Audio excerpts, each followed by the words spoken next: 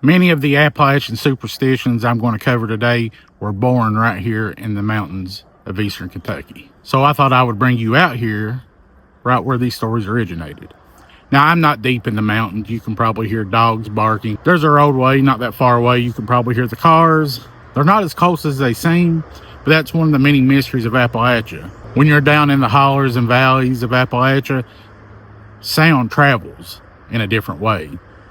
It carries through these hollers and across the ridges, and that's one reason many people get confused. But today I want to share 10 Appalachian superstitions.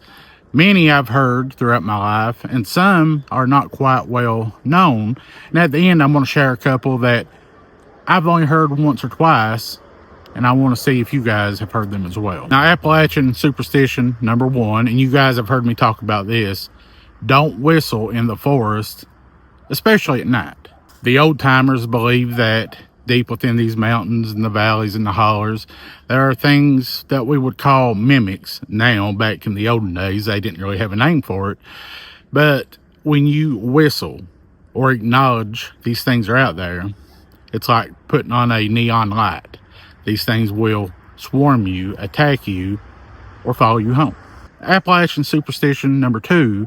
This one's not really, I don't think, thought of much today, but back in the olden days, you didn't talk about death or dying. Some people believe that you would tempt fate by doing so, and when you talked about it, it could bring it to life.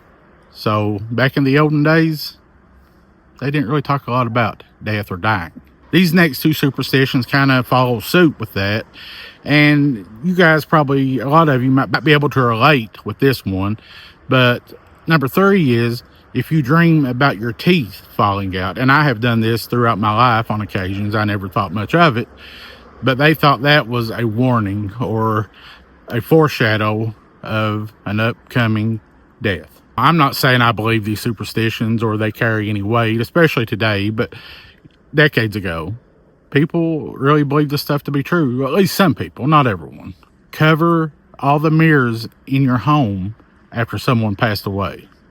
This is something that a lot of people actually did. I don't know that it's done nowadays, but the belief behind this is that mirrors are kind of like portals, which is a widely believed thing nowadays in the paranormal world, and that the spirits of those recently passed could get trapped or left behind. They could get caught in these mirrors, get confused, not find their way to the other side, while those who were, I believe, deeply spiritual Christians knew better than this.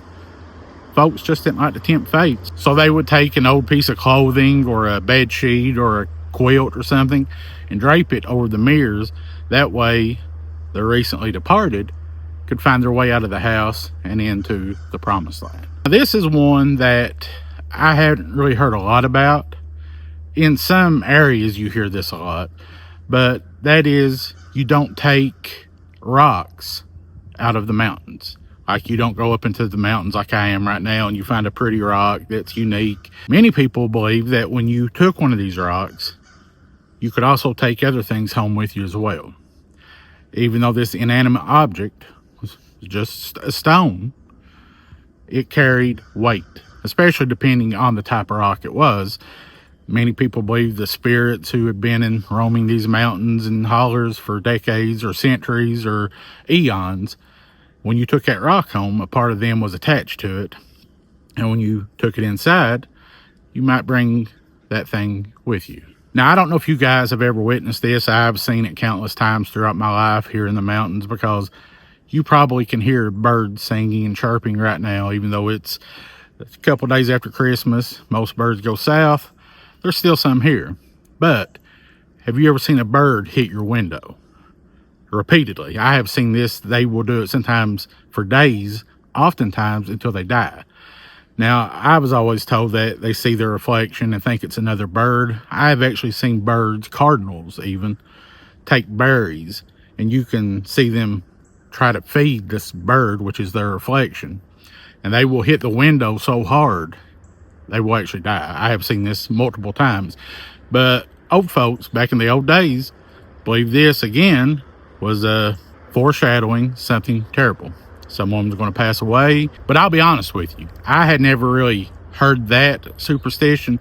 I had always heard if a bird gets in your house, that was a foreshadow of someone passing away. I have seen that a few times. Birds will occasionally get in your house through an open window or door or chimney, but some folks thought it was bad luck or bad news. I don't think this one is just based out of Appalachia, but knock on wood.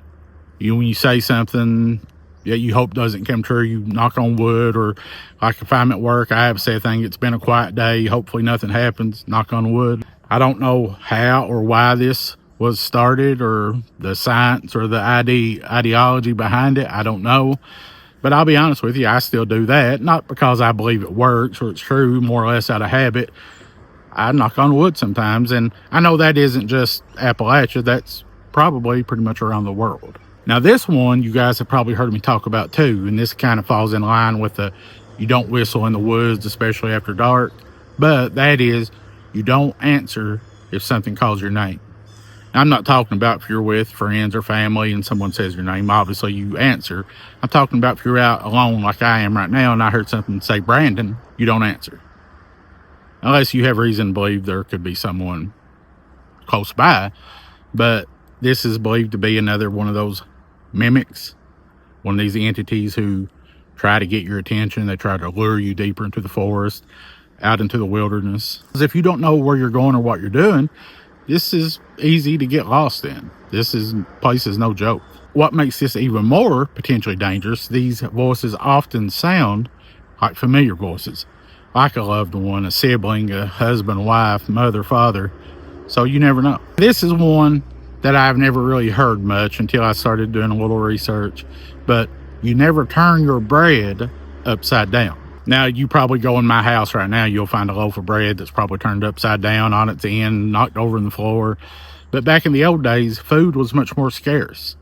So every loaf of bread, every piece of meat, every vegetable that they had, they didn't take it for granted.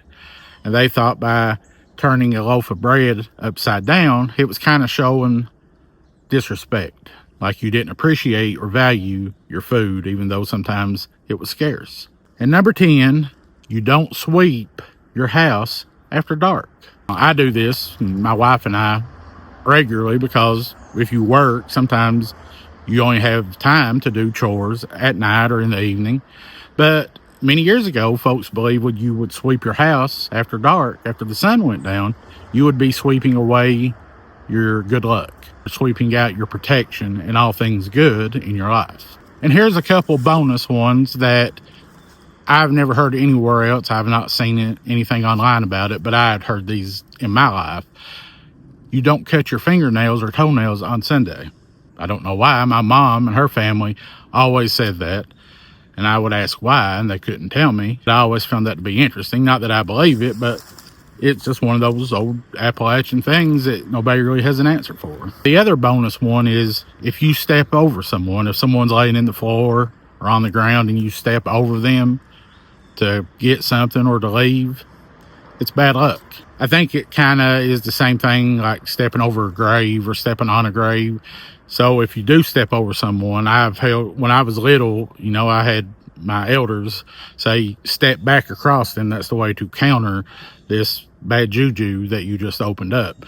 So you step across someone, you have to step back to cancel it out. And again, folks, I'm not saying I believe these. I don't. And I think today there are not many people who do. But back in the olden days, people lived by these superstitions. And I think it is because times were hard. People just didn't want to take a chance. Not that they may have not even believed in some of them themselves, but times were hard. Food was scarce. People were down on their luck.